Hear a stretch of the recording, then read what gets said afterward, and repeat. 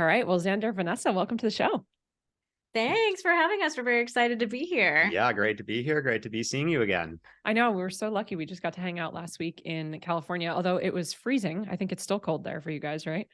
It hailed yesterday. We're in Southern California. It does not hail here. It was like huge, very intense hail. So we're having a wild winter. Yeah, and there's still snow on the mountains, which That's is so pretty crazy. cool. I was out surfing this morning. It's very weird to be out surfing and you look towards the mountains and it's just there's snow covering all the mountaintops. I was like, this shouldn't be happening, but I'm here for it. That's awesome. But you know what? The cold weather brings like the mood to sit behind a fireplace and curl up with a good book. Oh, look at that transition. So I am holding Sex Talks, which is your brand new book. It is a New York Times bestseller. As a friend, I could not be more proud of you guys. And just as a peer watching you write this whole thing and put it out into the world and just the impact it's having on people already, and myself included. I'm so excited to talk all about it. But if we could go back for just a second. So you're a sex therapist, Vanessa. Xander, as you say, you're just a regular guy. And what you guys have built is not regular at all. So you have an incredible, incredible business. You get to work together. You've done amazing things. You have a huge following. You've grown this amazing community. Take us back for a second. How'd you end up in sex therapy or as a sex therapist? Did you always want to do that? And Xander, how'd you come in? How'd I end up a regular guy? How'd you end up a regular guy? Yeah. So we wrote the book Sex Talks, and the reason that I am a sex therapist and doing this work is because of my version of the talk with my parents, which, like most people, was very awkward and very uncomfortable. Do you remember how old you were? Sorry? Do you remember how old you were? I was about 11 years old. It was in our family minivan. We were driving back after dinner at grandma's house. My parents were in the front seats and looked at me in the rearview mirror. My mom was the one to fall on the sword. She looked at me in the rearview mirror and said, if you have any questions about, sex, you can ask us. But I knew that what she was really saying in that moment was, please, for the love of God, do not ask us anything. We don't want to talk about it. This topic is off limits. And so that moment really stuck with me. Wow. Why is it so uncomfortable to talk about this? Why can't we talk about it? And you had some very real questions then, right? I did. I had a lot of questions. I write about this in the book. Like I had actually just made a bet with my friend on the playground about how many holes a woman had down there. I bet 2. I lost $1. I was very upset.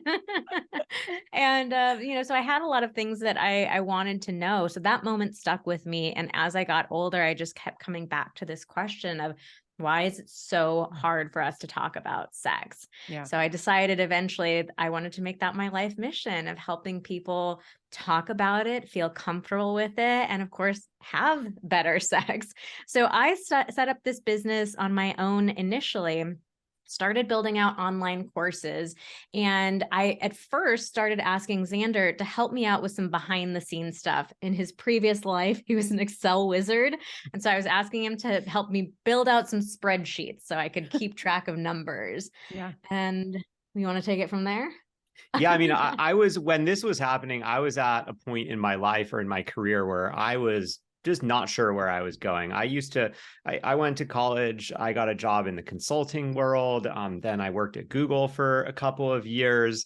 And, I kind of thought that like corporate and tech was my future, but I just wasn't very happy with what I was doing. Like the content of the work was interesting, but I would kind of come home every day feeling like, what impact am I really making in the world? I don't know. And so Vanessa was really generous at that time. She was like, you know what? If you're not happy, take some time off to figure it out. Like I covered Vanessa financially when she went through grad school, and Vanessa was like, let me cover you now, because like I have a growing business while you figure it out.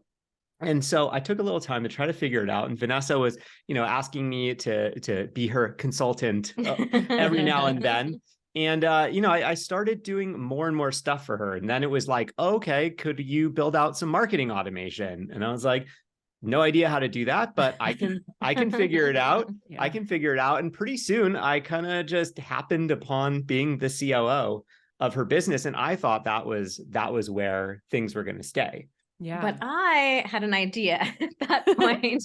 I started thinking, we're a real life couple ourselves. We've been together for 15 years. We've had our own ups and downs in our relationship and with our sex life. And I kept thinking, I feel like we should be talking about this stuff together as a couple. Like, it's one thing for me to come on, to Instagram and say, hey, I'm a professional. I have all this training and license. Let me tell you what to do. But I think it's actually way more interesting to hear about it from like a real couple's perspective. So I started bugging Xander, and he was very, very resistant to this. Yeah, I was really resistant to it. I had watched Vanessa go through years and years of studying and training to become a psychotherapist and to build up a one-on-one practice, and then to be building up this online course business. And I was like, who wants to hear from me? I don't have anything to offer. I'm just like this spreadsheet guy that that runs the back end of your business. Now, like, what can I say that is really going to be helpful to people? But Vanessa started, she'd be doing an Instagram story, and then she kind of turned the camera around and be like, hey, Xander, like, what do you think about that? Or how do we deal with this issue in our relationship?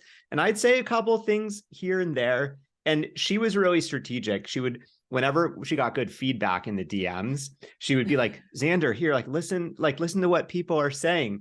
But I started to really see, like, oh, it actually makes a huge difference when people hear from someone who isn't a therapist, someone who's just like a husband, a partner, and like, how do they deal with challenging stuff like mismatched sex drives, or recurring arguments, like all kinds of stuff. And slowly but surely, I was like, oh, okay, like being a regular dude actually is really beneficial, because we can talk about like, what does the research show, but we can also talk about like, how does this work for us? How does an everyday couple deal with these things? Yeah. So I'm curious, I've definitely done the kind of spring it on mic thing many times over the last decade on social media, where I will just turn the camera and be like, what do you think? Or something like that. Babe, where are we going? What are we doing? And sometimes he's like, no, I'm not, I don't want to, don't do that. Like, don't do that. So I'm curious, did that ever kind of sprout conversations off screen of any argument, or were there communication boundaries that needed to be created where you're like, Xander, I don't want to be the face of this. Like, this isn't my thing. Or were you initially just like, this is great, people are loving it, I'm all in? We did end up having to talk a lot about, what felt good for both of us. So I think one thing that was very important right from the get-go is I started recording him, and then I would let him watch it again and say, do you want me to post this or not? So it was just immediately, okay, I'm going to record you, but you get the choice about whether it goes live or not. Or it was like, do you want to re-record it? Like, if you're not happy with what you said, you think you can say it better or different. And so, it wasn't like, okay, we're posting that, see how it goes. So that became a rule for us very early on. We decided either one of us has complete, no questions asked veto power. So if we record something and I say, you know what, actually, I don't want to do it, then we don't do it. So we don't push each other to be vulnerable or to share things. There's always the choice, and that makes a big difference for both of us. And have you had the discussion of how vulnerable are we going to be? Like, does that come up? Because if you look at your content on social media, on your podcast, in the book, I mean, you're pretty vulnerable. You're talking about butt stuff. You're talking about things leaking. I mean, you're literally talking about everything that is so taboo, like you said. So do you have that conversation ever? We do. And it does, it feels incredibly vulnerable to us. The things that we share, we definitely get vulnerability hangovers sometimes, like, oh my God, I cannot believe we shared that. But I think what we both keep coming back to is the impact that our vulnerability has on our community, especially in an area that's so taboo, that is not talked about openly. When we allow ourselves to go first and be vulnerable, it has a huge impact on people. So when we get those positive DMs, when we get people saying like, I've never heard anybody else admit that out loud, now I don't feel alone, or I don't feel like something's wrong with me, like that keeps us going. That we also continue to have conversations about like, are there certain topics that are on and off the table for us? So for example, one question that we won't answer is how often we have sex. And that's one of the most common questions that people ask us. And we think people get we all get too fixated on the idea of how much sex should we be having. We all want there to be that magic number that like, okay, if we're doing it 2 times a week, then everything's okay. We're all right. We're normal.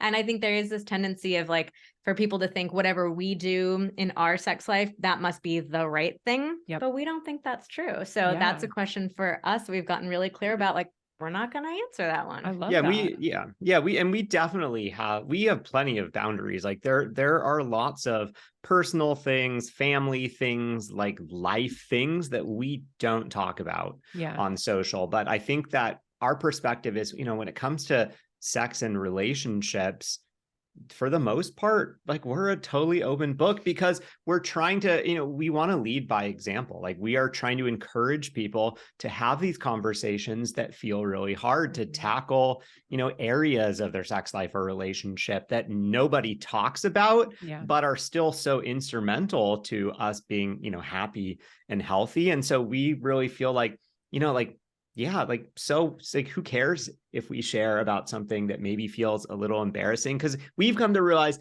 there's nothing that's really that embarrassing, because I can guarantee you we are not the only people that struggle in this area or that area. Like, there are so many people that go through all the same things, and yet we all feel like we're alone. And so honestly, it helps us to share that too, because it helps reinforce for us, like, hey, we're not alone. We're totally normal, even if it feels like we're struggling with something. Yeah.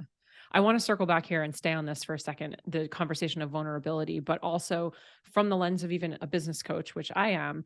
It's the same thing, right? Our mentor says the quality of your questions will determine the quality of your life, or the business that you have, or the answers that you get. And so similarly, our clients will say things like, how many times should I post? What is the right number of podcast episodes per week, right? And you're like, it's not really about the number. It's like, let's go deeper than that. So I love that. When we're talking about vulnerability, and you said vulnerability hangover, which I love. One of the books that changed things for me years ago was Christine Hassler's Expectation Hangover. So this idea of vulnerability hangover, as a therapist, are there actual tips or tricks? Are there 3 steps or things that you do when you are having a vulnerability hangover? And can you just explain to our audience what that actually is? What's a hangover? So vulnerability hangover is when you have the experience of, after you've done or said something vulnerable, that then the vulnerability really registers for you. You're like, oh my God, I can't believe I said that. I can't believe I did that.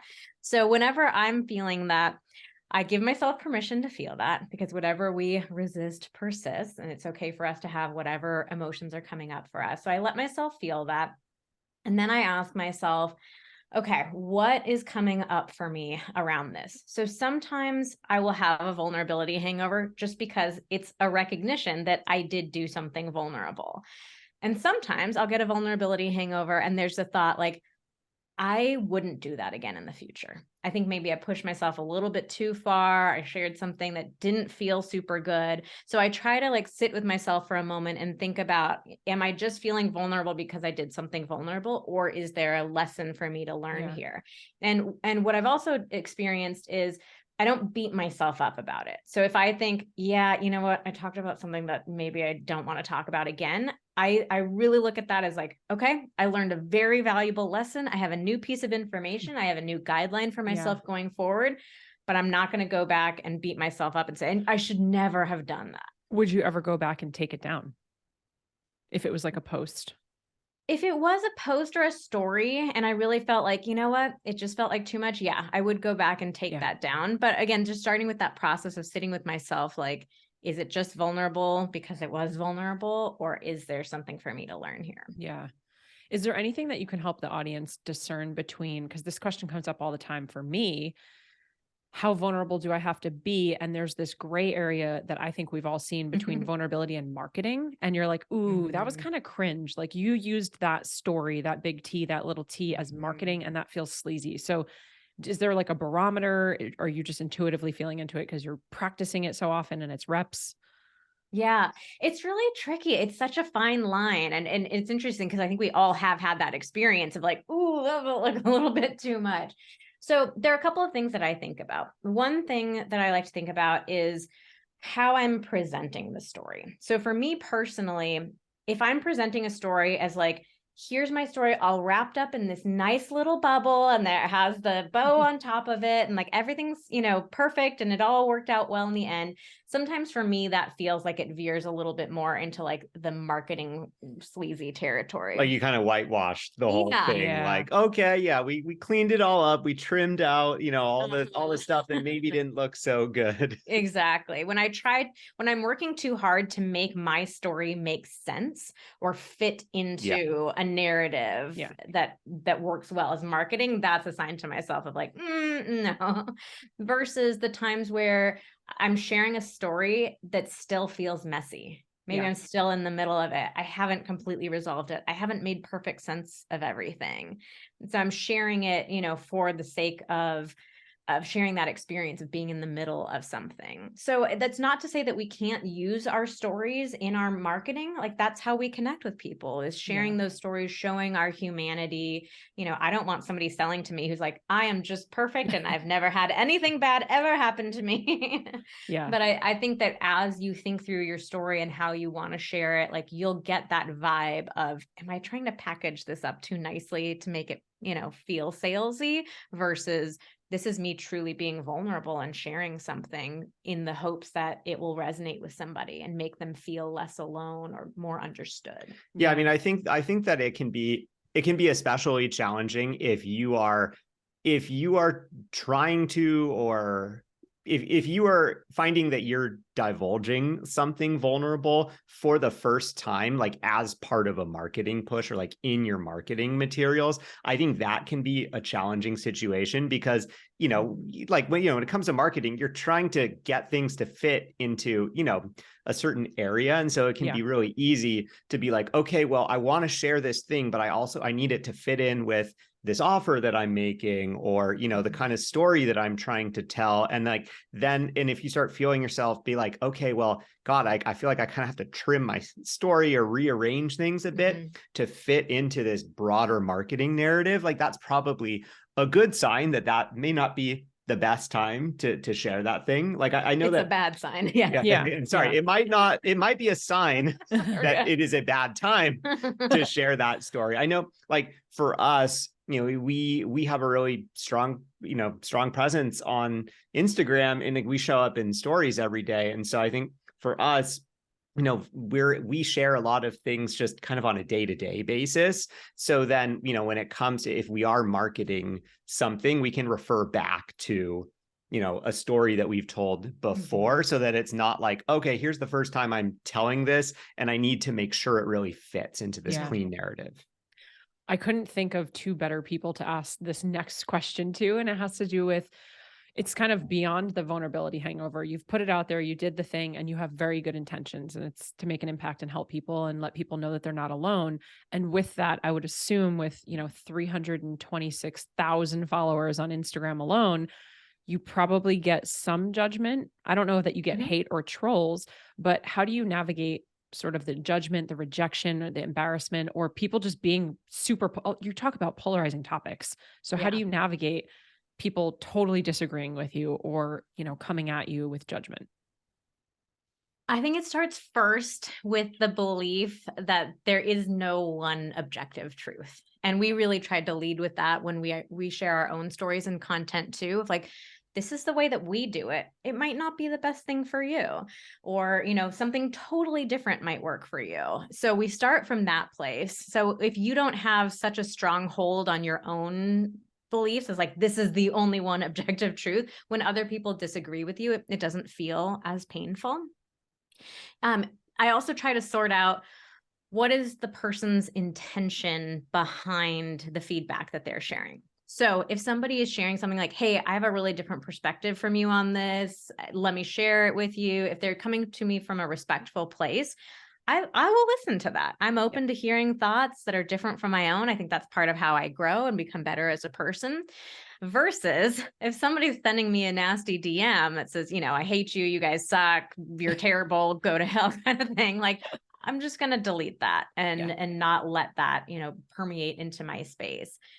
We can also get technical with it too. Like if you are somebody who has a social account and you're finding yourself feeling afraid of showing up because of the response that you might get, one very practical thing that you could do is have a team member filters all of your comments and DMs. So they go through the ones, they get rid of whatever ones are nasty or just downright cruel, and then they save ones for you to see of, you know, people who have genuinely useful and kind, respectful feedback, positive feedback, you know. So that's one way to filter yourself too. And then I also, when it comes to the tough messages, I really try to tune into a sense of compassion. Yeah. I have personally never sent somebody a nasty message, I right? know. Isn't that crazy that people do that? Yeah. So I think about, like, what kind of life does someone have to lead that they are willing to reach out to complete strangers on the internet who are acknowledging, like, I'm being vulnerable and I'm trying to show up in an authentic and real and messy place, and say something nasty to them. Yeah. So sometimes I can tap into that compassion. I'm like, that must be a really sad and hard life, and I'm sorry for that person. But the Yeah. things that they're saying are, it's not about me, it's about them. Sometimes that's harder to do. I'll totally acknowledge, but I think trying to start from that place can be really useful. Have there ever been things that you've shared that you thought would actually get some pushback or polarity or judgment and they actually didn't? Oh, for sure. Yeah. And I think it's a lot of it is because of the way that we share things, of like, hey, this is just how we do it. This is something that we've found to be helpful, but it's not the one right thing. Yeah. So yeah, there have definitely been times that I thought we would get a lot of pushback from something, but people were like, oh, okay, cool. Yeah. And then there's plenty of times where we say something that we don't think will get any pushback. And Yep. then all of a sudden it's like, you know, like 500 DMs later, it's like, well, okay, I guess we struck a chord. Yeah. How do you come up with your content ideas? So this is like our favorite thing to do. So it generally feels like it flows pretty easy to us, but we have a team, a social team that we meet with every week, and we're all like collecting ideas throughout the week. And we come together during that weekly meeting to share and like brainstorm, bounce ideas off of each other. We get a lot of inspiration from other people's content too, like not even just in our area, but just scrolling through reels and like, oh, that's a really funny sound clip, or you know, that was an interesting thought that this person had. How can we translate it into our content? Yeah, like we'll just each open up our own, you know, our own reels page and like in our own Instagram and kind of scroll through. And every single reel I watch, if it's like a trending audio type of one, not like, I don't know, a sports one or something random like that, I'll be like, how could I spin this to, you know, for our content? And I feel like in like 10 minutes, I can usually come up with, you know, 3 or 4 good ones. And so like we have a meeting each week, and we all do that. So we all just have a list of links and we watch them together and we just kind of talk it through, workshop it. And I feel like we end up very quickly with like a long list of potential content.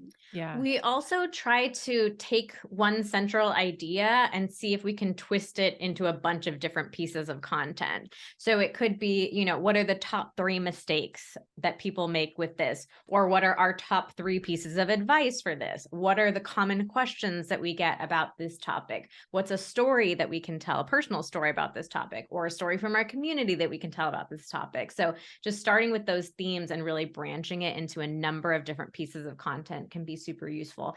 And we also do a lot of asking our audience. Yeah. Like your audience has a lot of opinions that they would love to share with you. They have a lot of Yeah. questions, lot so of they would like answered. So we do, like on Sundays, we do an Ask Us Anything, and we put up a question box, and that question box could generate content for months.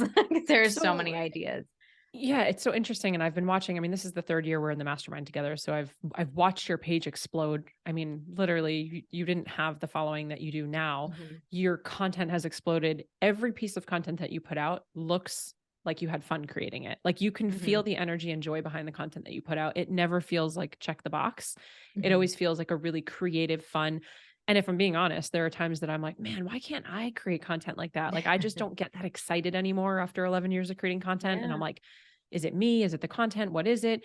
And so I just want to acknowledge both of you, because you can feel the energy in your content. And then the question often is, or the response, it's kind of this eye roll of, yeah, but you have a really popular niche taboo topic. You have a really spicy thing to talk about. People have opinions. You have a lot of followers and you have great engagement. So for someone listening who doesn't have over 250,000 followers that are highly engaged, yeah, well, Vanessa and Xander, I put up a question box every Sunday and no one responds. What would you say to that person? How did you build your community so strong? Do you have tips and tricks? Oh my God. First of all, I just want to say it's so interesting to hear you describe it that way, because it did not used to be like that at all. So I have a ton of gratitude hearing you describe that, being like, oh my God, yeah. What changed? Yeah. It's like, oh yeah, I guess somebody could think about it that way. But yeah, if you knew how it really was at the beginning, which Vanessa will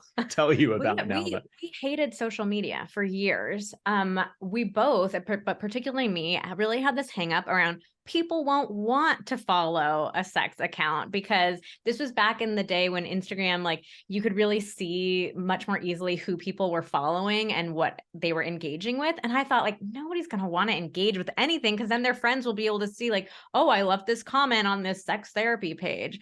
So for years, we just threw stuff up on our Instagram account, but it was a check the box. It was like, well, yeah, you know, you have a business, you have an online business, you have to have social. Yeah. So we hated it and we had zero growth. We had a tiny, tiny little account, didn't grow, zero engagement. We also didn't talk about ourselves at all. It was like, you know, Vanessa's the professional. Here's like psychotherapy advice. Here's like sex therapist. A little more dry. Advice. And I really thought, like, you know, I want to come across as professional. I want my audience to think I'm educated. I know what I'm doing. You know, I'm very experienced.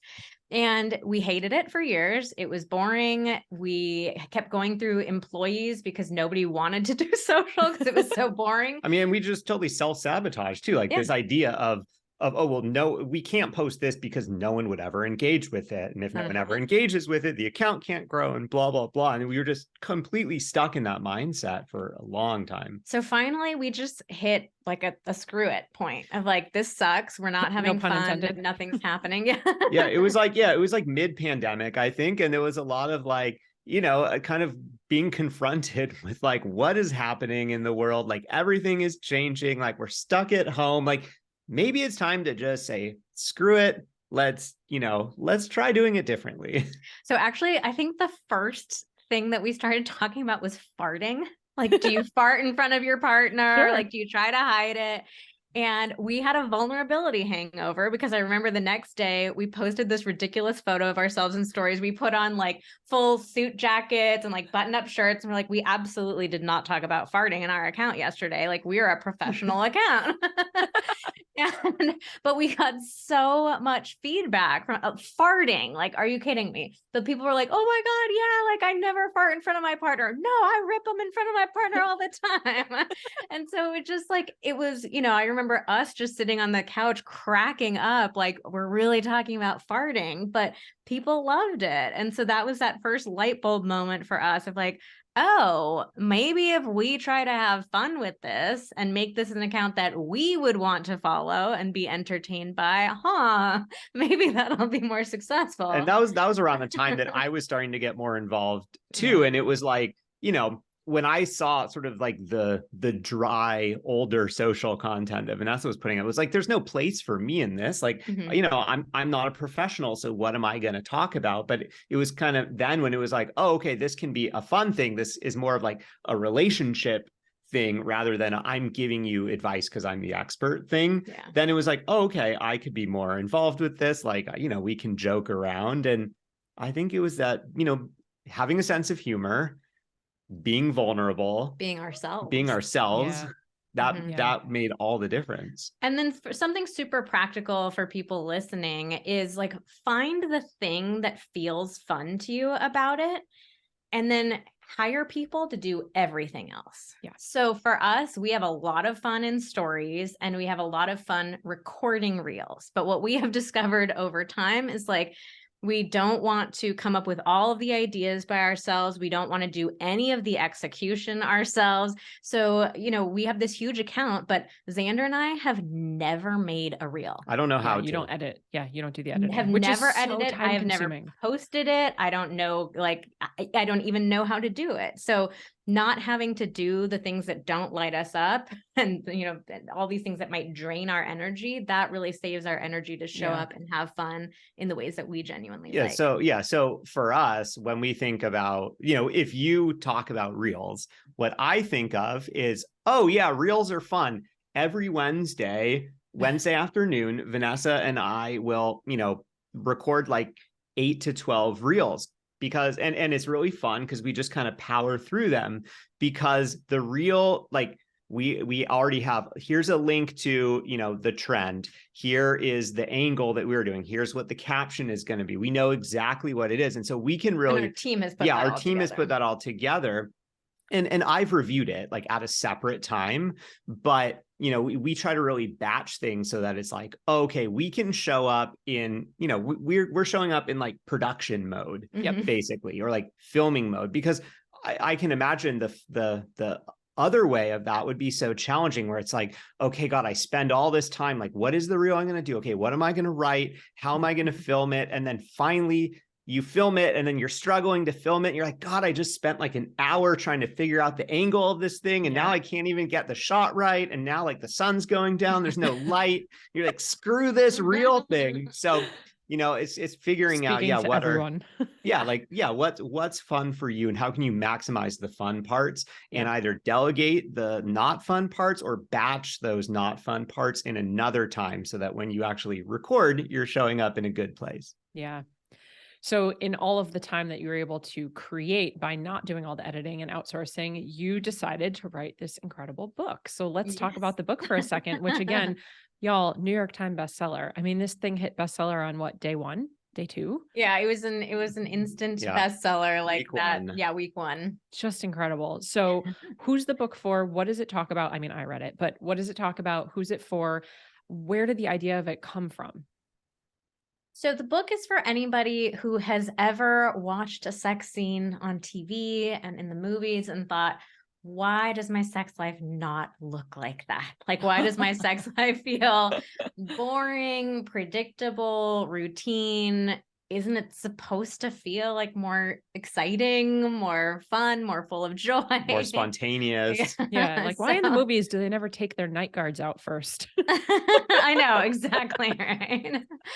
So we know that everybody's heard the advice that you should talk about your sex life. When you're up late at night, Googling your sex questions that you're too embarrassed to ask anybody, that's at the end of every article. Like, just talk about it with your partner. But most people don't know how to have those conversations. What do I say? How do I say it? When do I say it? Yeah. Isn't it going to be awkward? Isn't my partner going to take offense? They're going to take it the wrong way. They're going to think I'm complaining. So we wanted to take this big topic and really break it down into super practical and actionable conversations that people should have. So we identified the 5 conversations that we think every person will benefit from having. And we walk you through exactly what to say and how to say it and when to say it, all with the goal of helping you have a sex life that feels more playful, more intimate, and more joyful. And so that sex can just be a fun topic for you, because sex, ideally is a fun thing that you do together. And so it should be a fun thing that you can talk about together. It doesn't feel like this big, scary topic. It's just like a fun, flirty, connecting topic. Yeah. Something that I love about how you break it down into these 5 different key conversations or topics that you're going to talk about. And I don't know if this is right or if this was your intention, but when I read through them, I can also just relate those topics to conversations and communication in general. It doesn't necessarily have to be around sex. It's a really great way to approach any conversation, even like with team members that I have. So would you be willing to just give us a quick 5, like the 5 steps, like a little breakdown? Yeah, we do talk about a lot of just general communication tips. And I think that if you can get more comfortable and confident talking about sex, you can get comfortable and confident talking about anything in life. So the 5 conversations are acknowledgement. So for couples, it's like acknowledging sex is a thing. We have it. Let's get comfortable talking about it as a topic of conversation, because a lot of us just have never talked about sex with our partner. The second conversation is connection. What do we need to feel close to each other? So talking about emotional intimacy before we even get into the physical, we're talking about how do we maintain that sense of connection throughout the day? Because spoiler alert, emotional intimacy and physical intimacy are totally intertwined. As much as you might think that you can just compartmentalize the sex, doesn't matter what's going on emotionally, it does. It does. Yeah.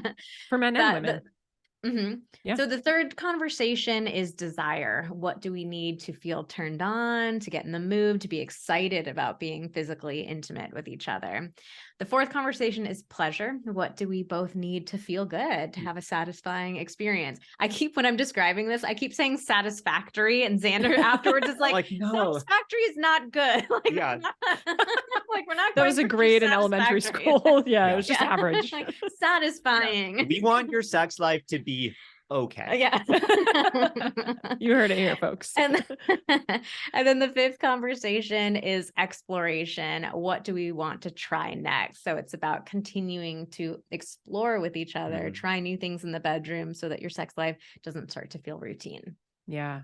It's so powerful. And, as you're saying it, I'm again in my brain turning into just regular conversations as well. So it doesn't have to be pleasure and intimacy, but it's just to feel safe, right? Have psychological safety in a container, or to feel seen and heard. And what do you desire? What's the outcome? And all of these things. So just really, really powerful. What was the process like writing the book? How long did it take? Was it something that you always wanted to do? Did it pop up out of nowhere? Was it your audience asking for it? I always wanted to write a book. I was a huge bookworm growing up. I spent an embarrassingly significant portion of my childhood in the Santa Barbara Public Library or our local bookstore. So I always dreamed of seeing my name on a book. But we originally started kicking around the idea for writing a book because of Instagram, actually. Once Xander became more of the face of the business with me, and we started talking more openly about our sex life, we started realizing, like, oh, our sex life is getting even better. Like, this is really fun. It feels very connecting. We're learning new things about each other that we thought we already knew after like a decade together. And we're hearing from lots of people like, oh, seeing you guys talk about this openly on Instagram inspired me and my partner to start talking about things openly. And by the way, like, we started having incredible sex. Like, we never even thought this was possible. And at first we were like, God, is this a cheat code or something? Like, previously we had been, had all these big courses solving these complicated topics. And then we're getting all this feedback from people that are like, hey, like, we just like started talking about this because we saw you doing it. And it's like, we're having so much success, and we're like, okay, I think we're on to something here. Yeah. So in the end, we've been working on this book for about 2.5 years. And we have a podcast episode ourselves of like walking through the whole process. If anybody is interested in writing a book and they want to know like the real nitty gritty of like, how did we come up with the book proposal, finding an agent, selling it to a publisher, actually writing the book, going through all the edits, and then having to shift into the marketing of the book and the actual selling of the book. So it was a very long, pretty exhausting process, but fortunately we love the book and we just knew it was going to have a huge impact on people's lives. So it powered us through those tough times. But yeah, it's been like 2.5-year project. Wild. What do you think was your most favorite part of the whole process and least favorite part? My most favorite part has definitely been seeing it out in the world and like hearing people's stories, of reading it. There's so many people who reached out and said, I'm on page 3 and I'm already crying because I just feel so seen and heard. People like recommending it. I bought one for my daughter. Like, my girlfriends and I are all like doing a book club about it. Like, it's so special. I will never get over it. My least favorite part was probably the editing process because I consider myself a good writer. I've been thinking about these topics for a long time. I turned in my first draft, and I like to call myself a reformed perfectionist, and the little perfectionist in me definitely resurfaced and was like, I didn't turn in a first draft. Like, I turned in the final draft, and I'm going to get like a couple little like, oh, we have to change the grammar, or like, let's move this sentence over here.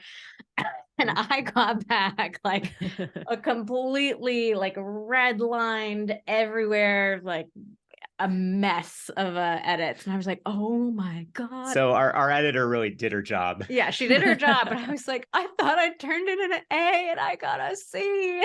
Yeah. But I'm really grateful for it because having an editor, she brought up so many interesting points that I hadn't thought of before and helped me shape it into ways that I didn't really think of. So I'm so happy with the end result, but just personally, that was hard. Yeah.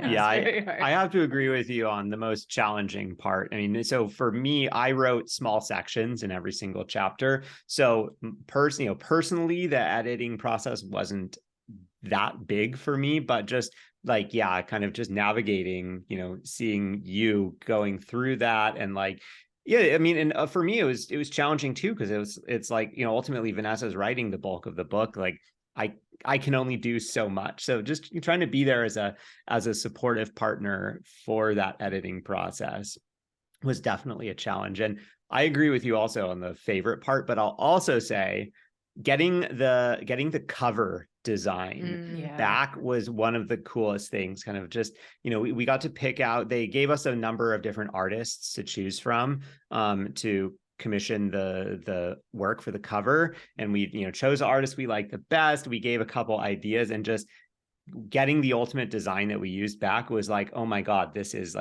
exactly what we envisioned, and it was really cool. It's so cool. And if you're over on YouTube, you can see the cover here. It's awesome. I love everything about it. I love the little talk bubbles and just all of it. It's so cute. Would you do it again?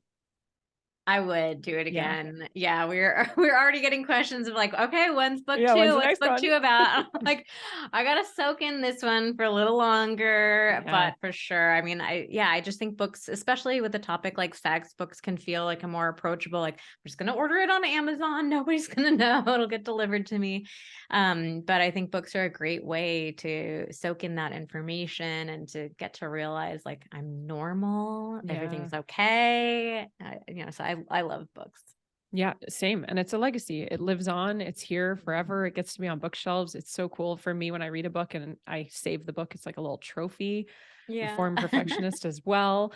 Man, I could talk to you guys all day. I'm like, there's so many things I want to dive into, but I want to be mindful of your time. So before we get into any sort of rapid fire questions at the end, 2 things. Number 1, is there anything else that you would love to tell our audience that they should know? Tips, tricks, things, ideas. And then number 2, where can people find you? What do you have going on right now? The main thing that I want people to know is that sex is not something that we are just born being good at. I think we all put this pressure on ourselves that like, I mean, who doesn't want to be great in bed, right?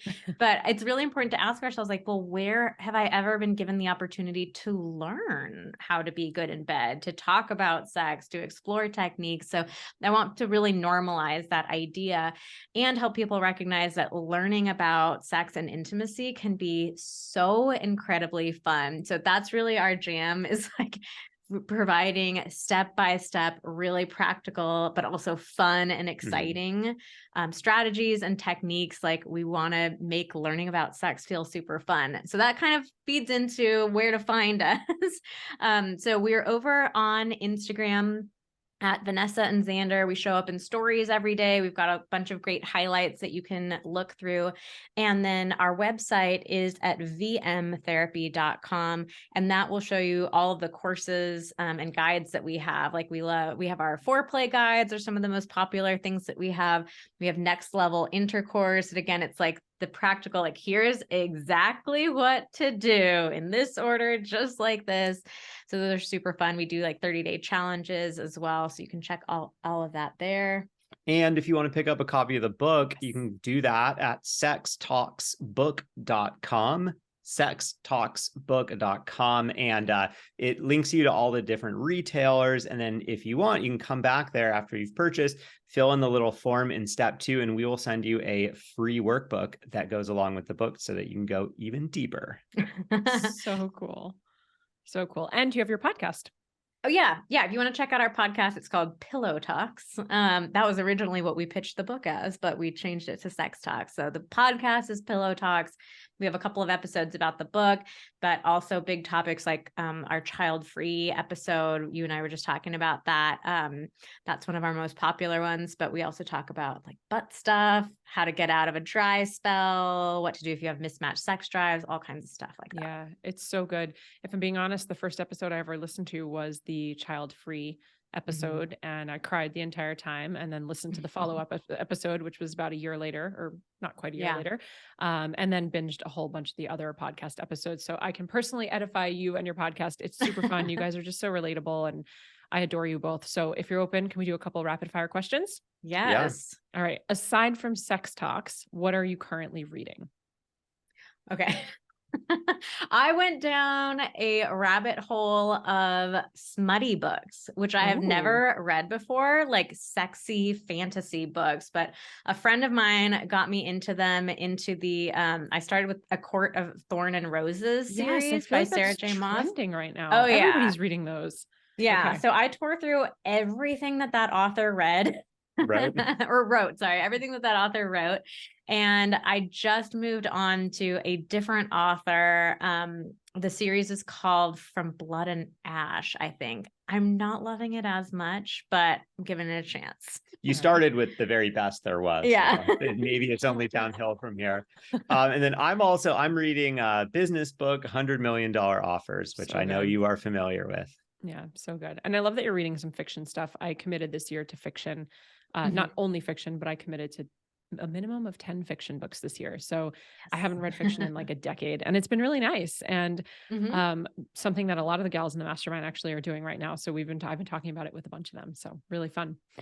Well, I know, Vanessa, at a young age, you wanted to be a sex therapist. Was there anything else you wanted to be? And if not, then Xander, what did you want to be when you were a kid? I wanted to be a marine biologist. Ooh. That was my original like childhood dream. I really wanted to be an astronaut. I really wanted to go to space camp. And then by the time I finally got to the age when I was age appropriate for space camp, it no longer seemed so appealing anymore. You just wanted the freeze-dried ice cream. Yeah, That's probably. really all it was, right? I get that. I get that. Best piece of advice you've ever been given? Gosh, that's such a hard one. I think for me, I don't know if it's something that I was necessarily given, but at this season in my life, what I'm really coming back to is the importance of fun. It just feels like to me, and it sounds so simple, but to lead my life thinking about what feels fun, to prioritize fun every day, it's been really powerful. I love that. Let's see. For me, I don't know if I can tie it back to necessarily like a specific piece of advice, but it's sort of an amalgamation of things.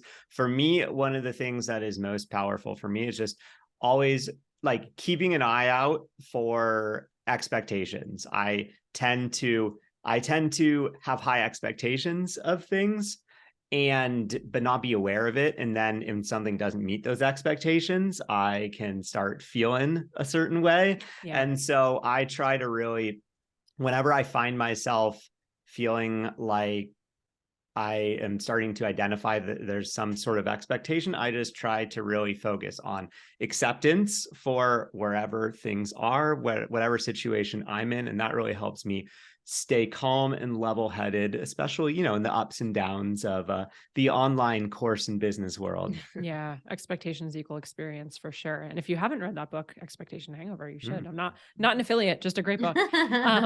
Last two questions. If I were to give you $50,000 today that you had to use in the business, on the business, for the business, how would you do that? And you could break it up. Ooh, that's a good one. It has to be in the business. I might hire a consultant to look at all of our offers, because I think, as when you build the content, you're so close to it, so intimate with it, that I would love to have somebody who's not a part of our business, completely separate, come in and evaluate what our offers are. Yeah, you know what? I feel like this is like the nut that I've been trying to crack for the longest time. And maybe I just need to accept the fact that it is not possible.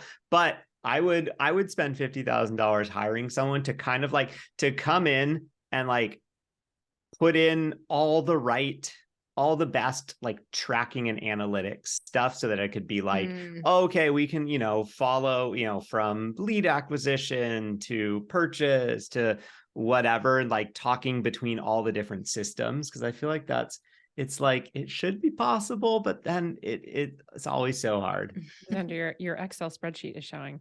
Yeah. Yeah, I know it is. You definitely can't do it in one spreadsheet. That's so good. Well, if you're one of those people that can help with either of those things, reach out. I too would love an offer consultant. That would be awesome. All right, our final question. So we named the company Digital Business Evolution because we believe that we're always evolving and growing. And as we evolve and grow, our business does too. So what is your next personal or business evolution?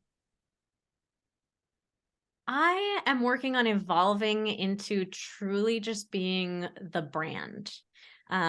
Building, like creating this business completely by myself and building it up to, now having a team and Xander being more of the face of the business with me as well. I have been slowly extricating myself from the doing of all the things. And I think that's the next step for me, is like a full extrication of not having to be involved in all the pieces, of just getting to show up, share content, focus on my energy and on having fun, to bring it around to my other answer. Yeah. From a business perspective, I would say something very similar to Vanessa. So I'll go personal on this one. I like surfing is the thing that I love most outside of work and outside of Vanessa. And good clarification. Yeah, I got you. And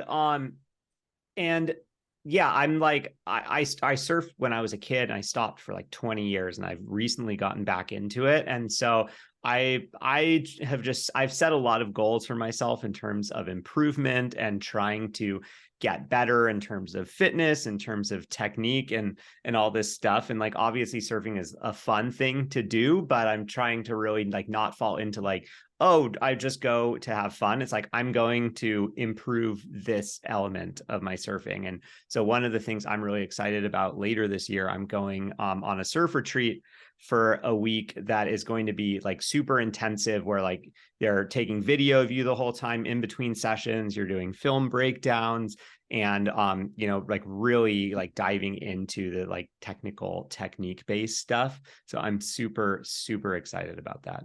I love that. I'm excited for you. And I can't wait to see the content of both of you guys on a surfboard. Well, I can't thank you both enough for being here. I adore you both. I'm so proud of you. I'm so inspired by you, the growth that you've had. It appears as though the more fun that you're having in the business, the bigger the business gets and the more impact that you're making. So definitely take that one to the back to the business if you're listening. As always, if you love this episode and you want to share your key takeaways and your aha moments, the best way to give back to Xander and Vanessa, aside by following them, of course, is to put a screenshot up on social, tag them at Vanessa and Xander. That's with an X, Vanessa and Xander. Tag me at I am Jessica DeRose. Let us know what your takeaways were. And as always, friends, cheers to your evolution. Thank you so much for tuning in. If you loved this episode, I invite you to be a part of our ripple effect and share it with a friend. And please, if you feel called, take 30 seconds to leave a 5-star review, and I'll be forever grateful. Until next time, cheers to your evolution.